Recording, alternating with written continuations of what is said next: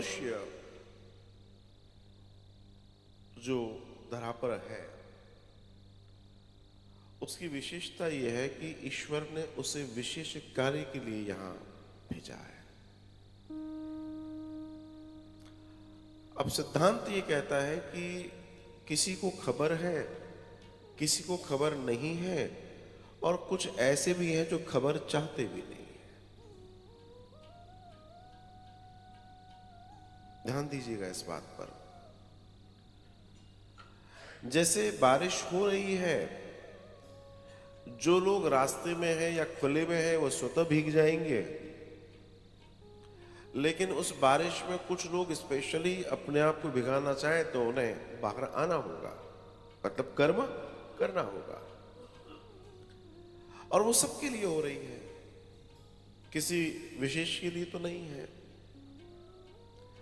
तो जिस दिन हम अपने आप को इस विवेकपूर्ण स्थिति का हिस्सा बनाएंगे और अपने आप को प्रवेश कराएंगे, तो वो प्रवेश कराना ही इस मनुष्य होने का सबसे बड़ा कार्य होगा।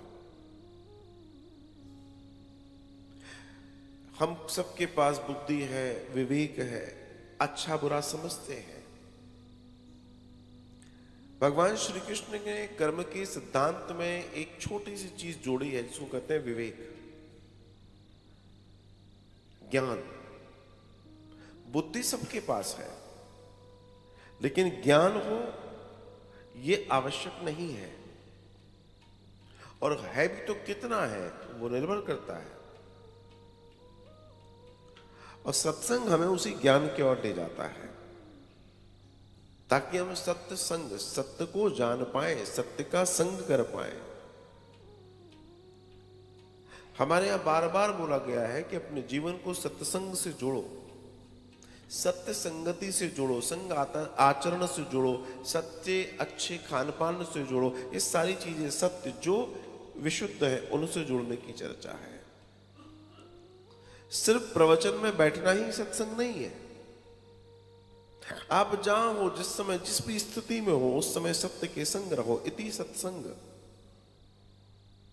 चाहे फिर वो आपके घर का माहौल हो, या आपके दोस्त हो, मित्र हो, रिश्तेदार हो, या कोई अननोन हो, जहां सत्य दिखे वहां जुड़ जाओ। बस इतना सा मामला है।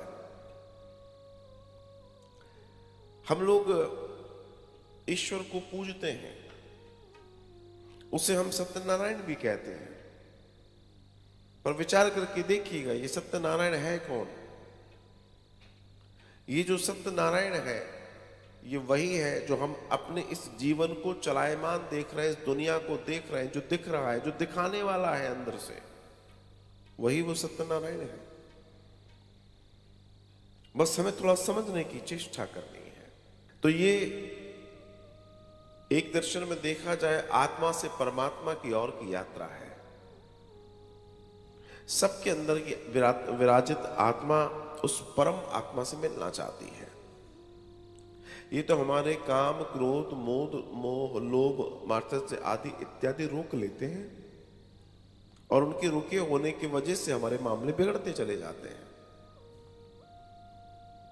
बस एक बात ध्यान रखनी है कि समय दोबारा लौट कर नहीं आता।